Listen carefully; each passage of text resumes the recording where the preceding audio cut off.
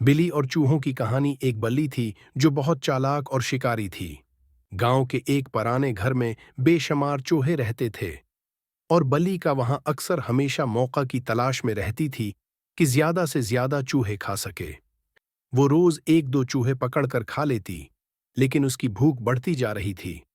एक दिन बल्ली ने सोचा, अगर मैं एक साथ सारे चूहे खा लूं तो पेट भर जाएगा, फिर मैं हज पर चली जाऊंगी और नेक बन जाऊंगी। बल्ली ने एक चालाकी भरी तरकीब सोची।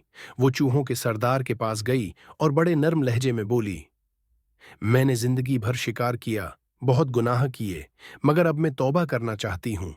मैं हज पर जा रही हूँ और उससे पहले तुम सबके साथ एक बड़ी दावत रखना चाहती हूँ ताकि हम मिलकर खुशी मनाएं। चूहे बल्ली की बातों में आ गए।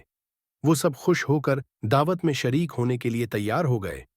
जैसे ही तमाम चूहे इकट्ठे हुए, बल्ली ने एक झपटे में एक चूहा पकड़ लिया, फिर दूसरा, फिर तीसरा, और देखते ही देखते उसने 100 चूहे खा लिए। जब पेट खूब भर गया तो बल्ली ने मजे से अंगड़ाई ली और बोली, अब मैं हज पर जा रही हूं नेक बनने। लेकिन जैसे ही वो दरवाजे की तरफ बढ़ी, उसका पेट बहुत भारी हो चुका था। इतने सारे चूहे खाने के बाद वो ठीक से चल भी नहीं पा रही थी। चलते चलते वो लड़खड़ाई और धड़ाम से जमीन पर गिर गई। चूहों के कुछ दोस्त जो बच गए थे, वो चुपके से आए और बोले, धोखेबाज बली, जो दूसरों को नुकसान पहुंचाता है वो नेक नहीं बन सकता। ये कहकर वो भाग गए और बली अपनी भारी तौंद के साथ जमीन पर बेसुध पड़ी रही। सबक, धोखाधड़ी और मुकारी से कोई नेक नहीं बन सकता। अच्छे काम नीयत की सच्चाई से किए जाते हैं, न कि दूसरों को नुकसान पहुंचाकर।